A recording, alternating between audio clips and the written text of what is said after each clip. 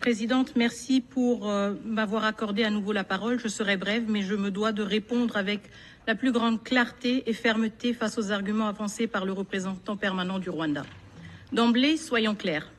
Je ne blâme pas le Rwanda pour tous les maux de la République démocratique du Congo.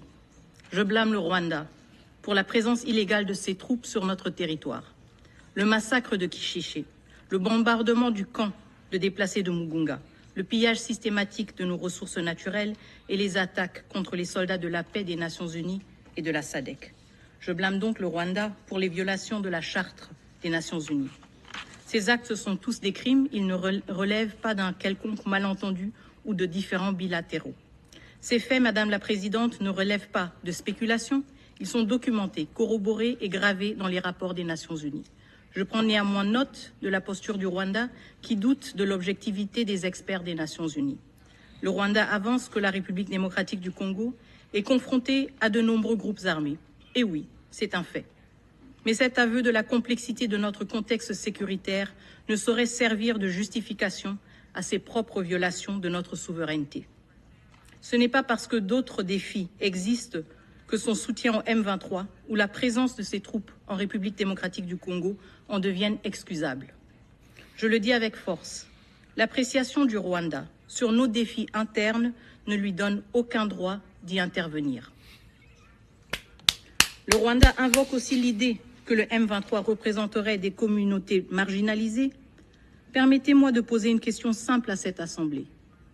Depuis quand des massacres, des déplacements forcés et la réorganisation démographique de territoires sont-ils des moyens légitimes pour répondre à des revendications ethniques ou sociales? Le M23 ne défend aucune cause, il exécute une stratégie dictée par les intérêts du Rwanda. Le groupe d'experts l'a démontré, il ne s'agit pas de défendre des minorités, mais de contrôler des ressources et d'affaiblir la souveraineté de la République démocratique du Congo.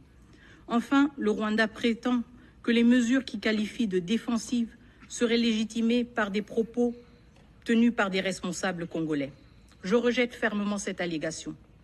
Aucun propos quelconque ne peut justifier les massacres de civils, les pillages de ressources ou l'occupation de territoires.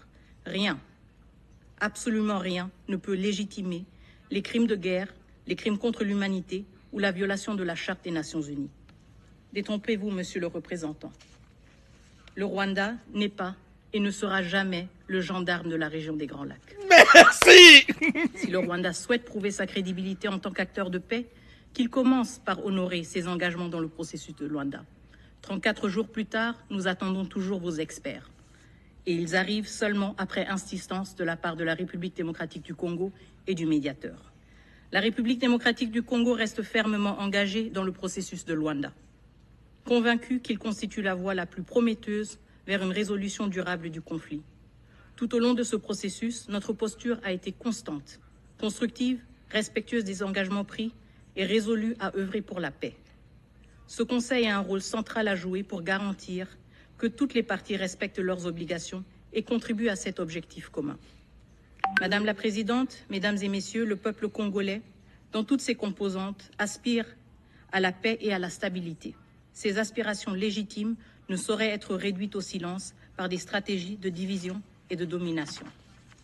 Mon pays est résolu à protéger ses citoyens, à préserver son intégrité territoriale et à bâtir un avenir où la souveraineté des États est respectée et non manipulée. Nous ne demandons pas de faveur, nous exigeons que le droit international soit respecté, que la souveraineté de la République démocratique du Congo soit protégée et que les responsabilités des actes commis soient pleinement assumées. Je vous remercie.